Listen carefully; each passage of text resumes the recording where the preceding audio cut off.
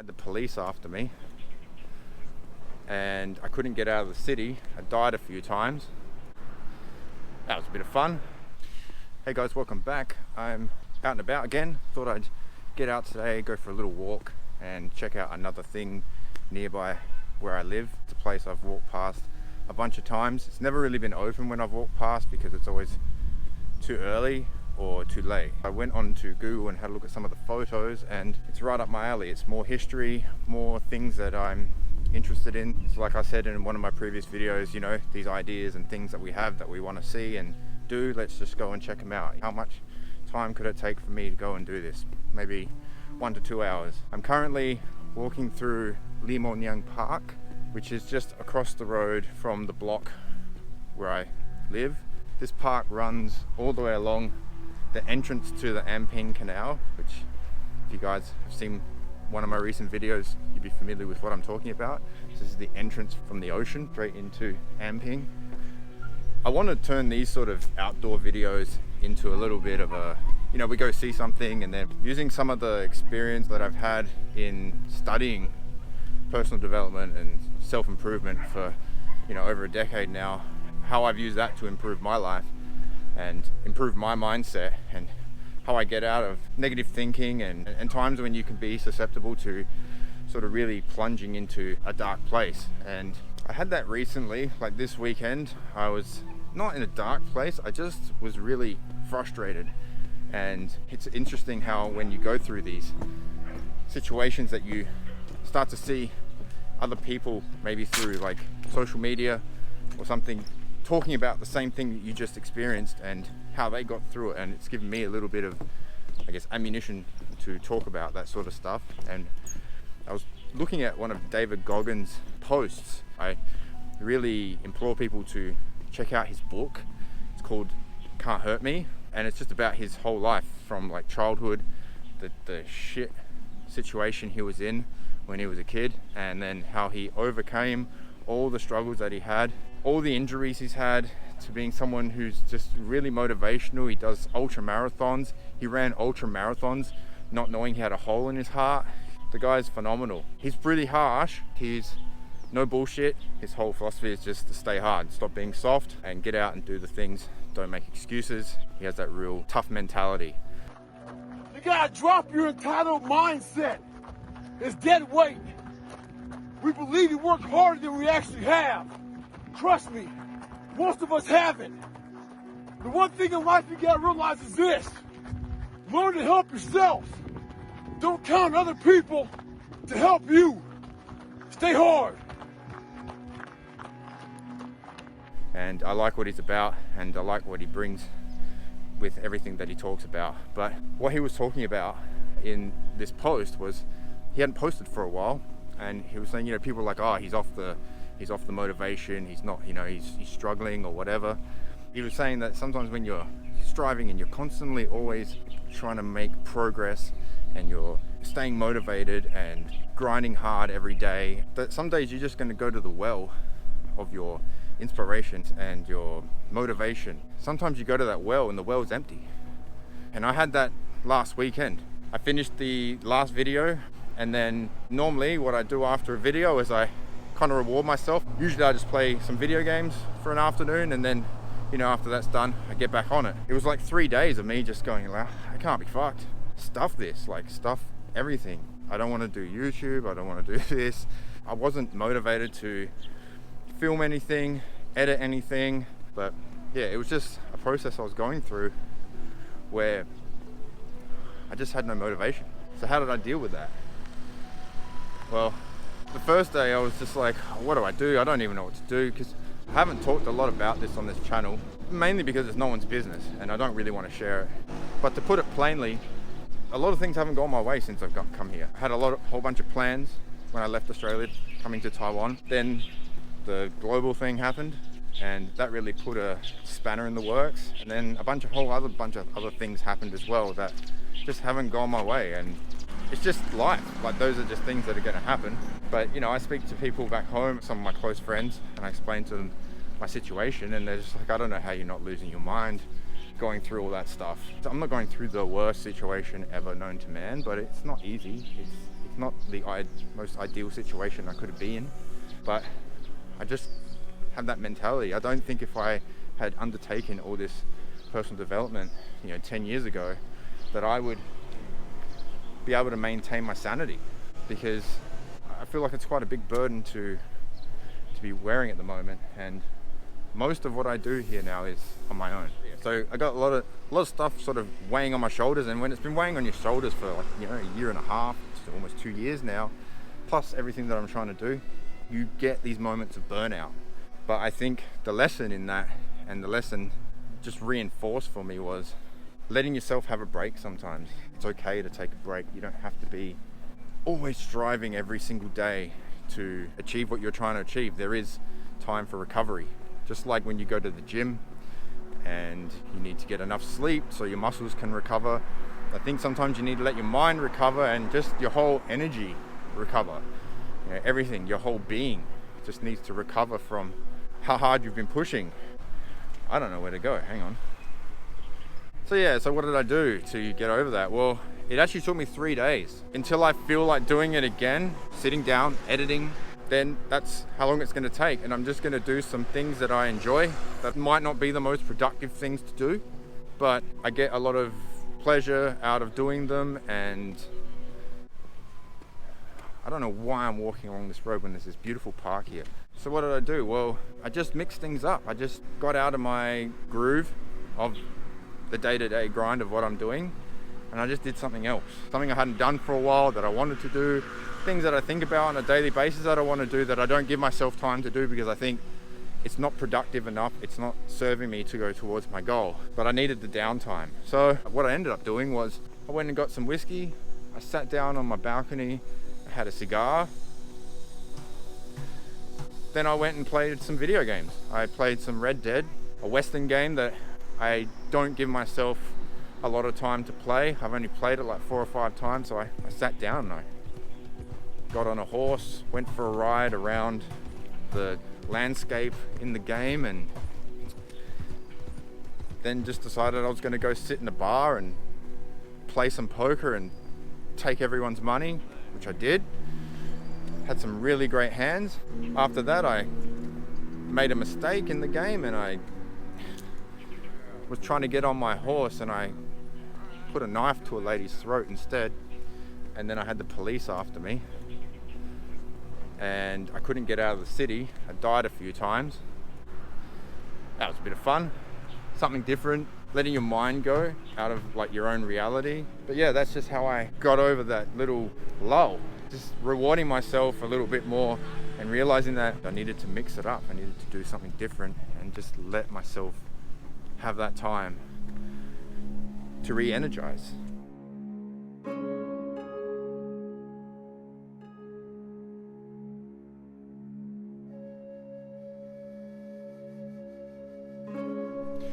So this is the Eternal Golden Castle.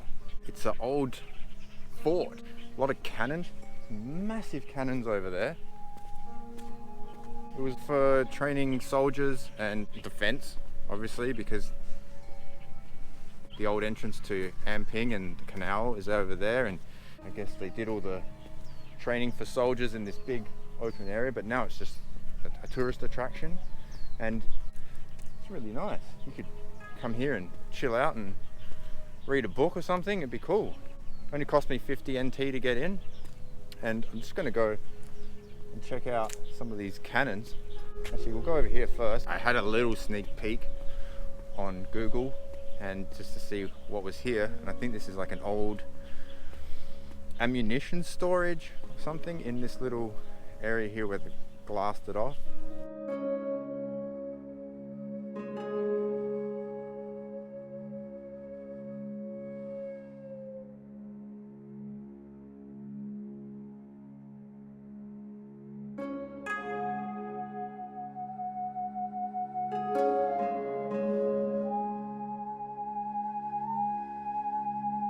So it's a fortress, there's a moat around the outside, which I've seen before, and then also the cannons. This is the type of stuff I like. I used to play a game when I was younger called Empire Earth.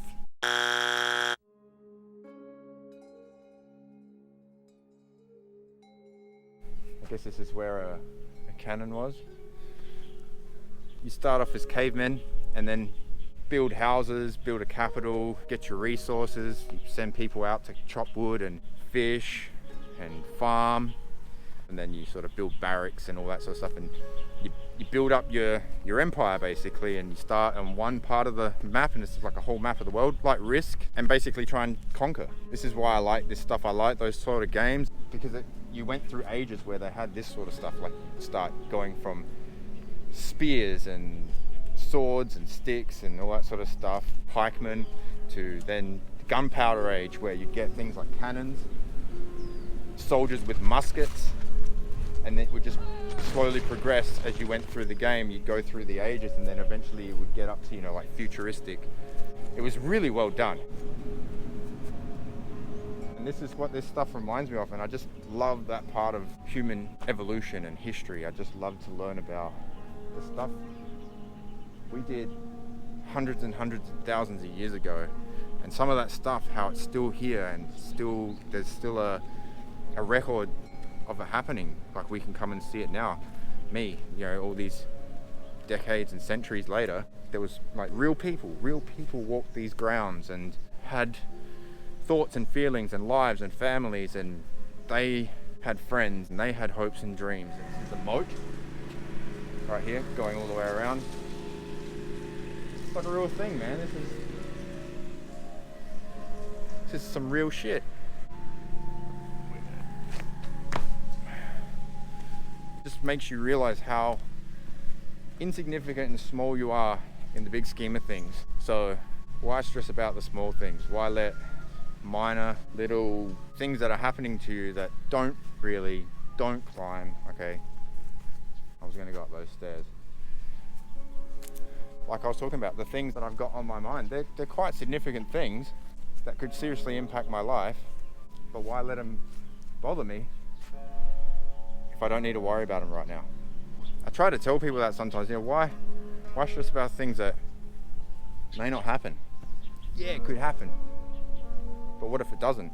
Then you just wound yourself up for nothing, and you could have been focused on something else. The size of this thing.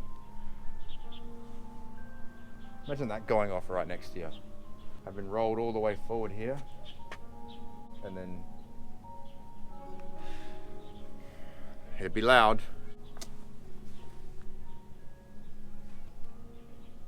Imagine that hitting you, like something the size of your head, just cleaning up your leg or something.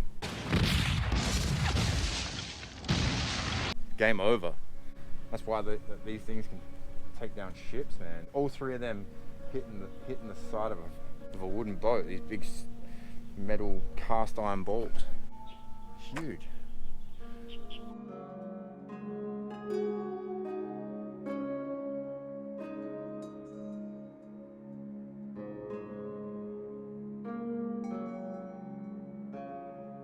For a country that is so small and has so many buildings and cities and everything so close together, there's still so much natural beauty and things to look at. I love it so much, I really do. I can't get enough of it. I mean, that's the other thing I was talking about, being by myself. I have people around me, but I'm doing my own thing most of the time, and my whole family is back home. Everyone I know and have grown up with is a 14-hour flight away. Now with everything that's going on, it just becomes even harder because I haven't seen everyone for almost 2 years, and before that I hadn't seen everyone for 3 years. So it's like been 5 years since I've actually had my family readily there anytime I want to visit them and spend time with them. But yeah, with all that going on, and missing everyone and wanting to see everyone, I've never felt more at home than I have in Taiwan.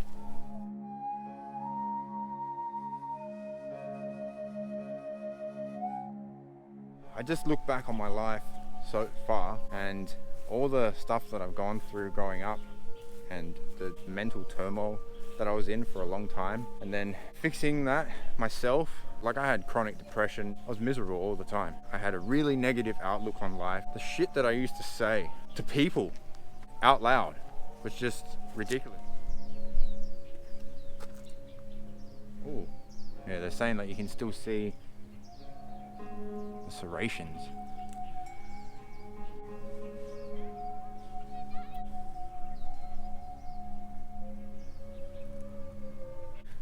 one of the ones from this hit you, also game over. The things that I used to say out loud to people, man, things like, give me a bullet. It's never gonna work out for me. No one understands. I've got the hardest life anyone's ever lived. That's where I was mentally. I'd been ground from an early age into thinking I was nothing, because that's what I was taught to believe, because I was subjected to a lot of criticism.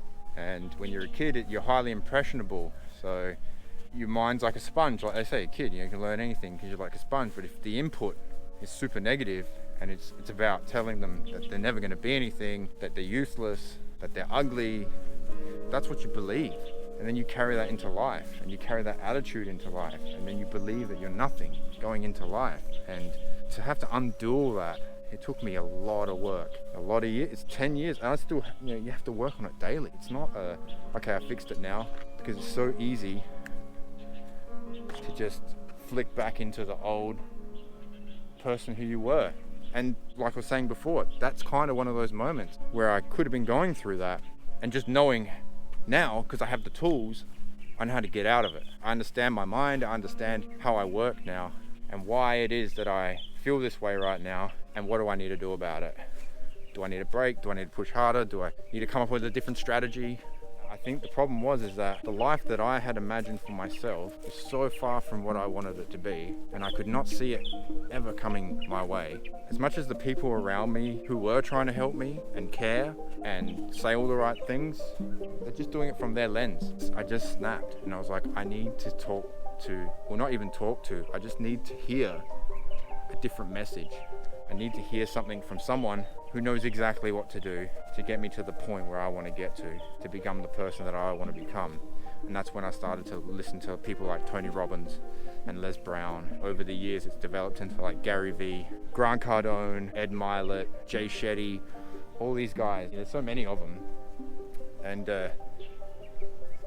now, I just believe that if I can overcome that stuff, no one can say anything to me now that would make me ever doubt myself again. I've been through that barrage. I came out the other side of it. I was stronger for it. I then did the work to learn how to deal with that again in the future if it ever came my way. And I know exactly how to deal with it. Because the main thing about that stuff is when people are shitting on you and have negative things to say about you and hating on you, and it goes for like people in the comments in videos. I've had some people say some nasty things in the comments. I see them.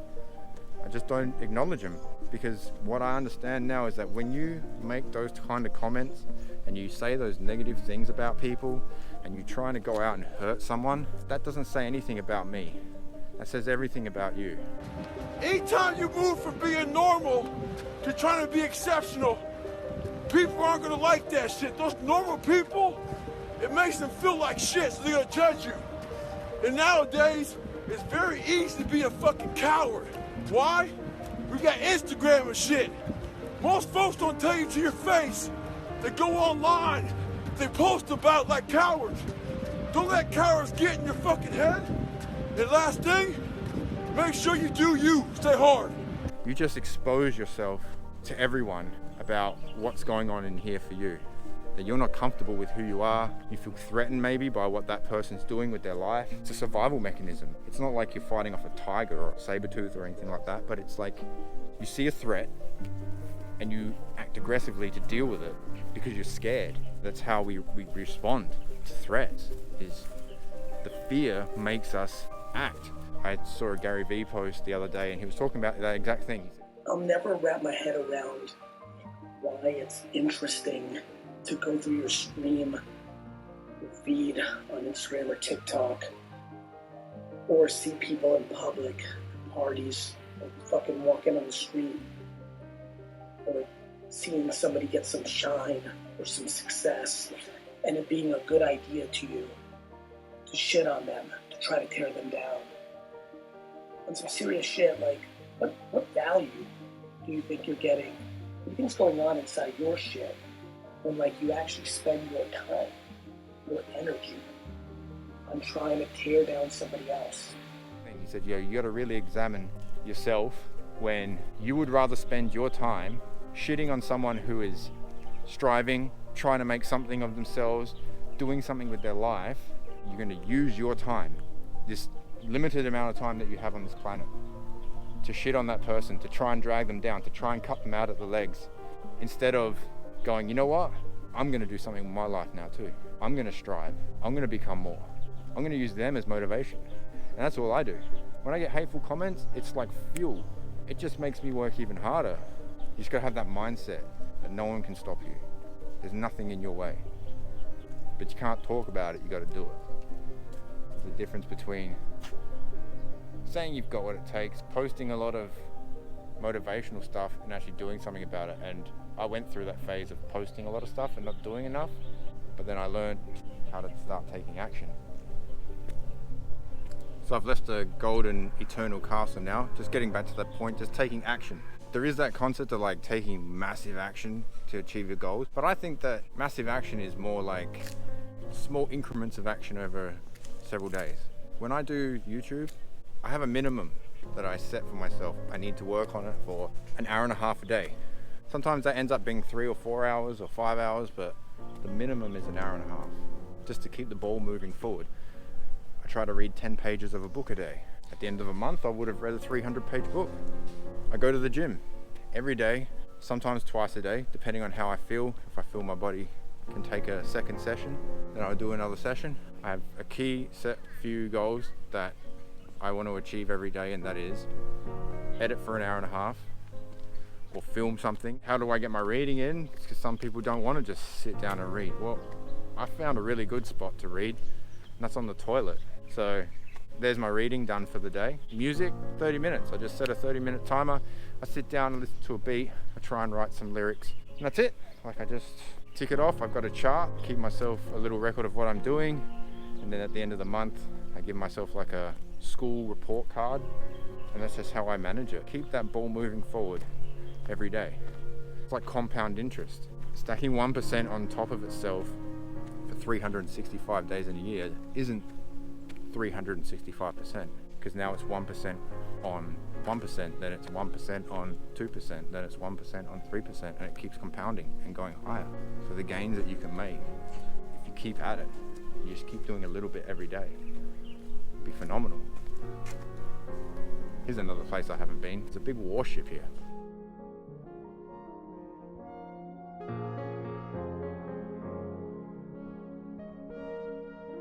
But I'm gonna save that for another video. Anyway, I'm gonna quit rambling, guys. I'm gonna start heading back home and start editing again. I've done my little rejuvenation period. So if you like the video, guys, remember to hit the like button, subscribe to the channel, and I will see you in the next one. Thanks for watching.